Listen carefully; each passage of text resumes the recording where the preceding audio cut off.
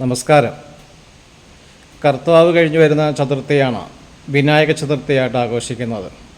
ഈ വർഷത്തെ വിനായക ചതുർത്ഥി 2025 ആഗസ്റ്റ് മാസം 27 ബുധനാഴ്ചയാണ്.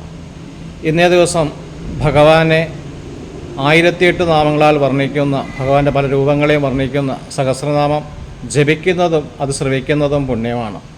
അതോടൊപ്പം തന്നെ അന്നേ ദിവസം കർഗമാല, മുക്കൂറ്റിമാല എന്നിവ സമർപ്പിക്കുന്നതും ഭഗവാന്റെ ഇഷ്ട വഴിപാടായ ഉണ്ണിയപ്പം, മോദകം എന്നിവ വഴിപാട് സമർപ്പിക്കുന്നതും സർവാഭീഷ്ടസിദ്ധി കൈവരുവാൻ സഹായിക്കും.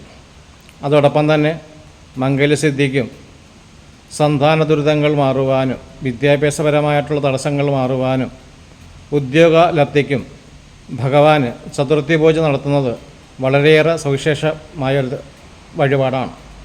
അതോടൊപ്പം തന്നെ ഗണേശപൂജ, ഗണപതി ഹോമം എന്നിവ നടത്തുന്നതും വളരെയേറെ ഉത്തമമാണ്. എല്ലാവർക്കും ഭഗവാന്റെ അനുഗ്രഹം ഉണ്ടാകട്ടെ എന്ന് പ്രാർത്ഥിക്കുന്നു. ഓം ശ്രീ മഹാഗണപതി പ്രസന്നഭവതു. ഓം ഗൺ ഗണപതിയെ നമഃ. ഓം നമഃ ശിവായ.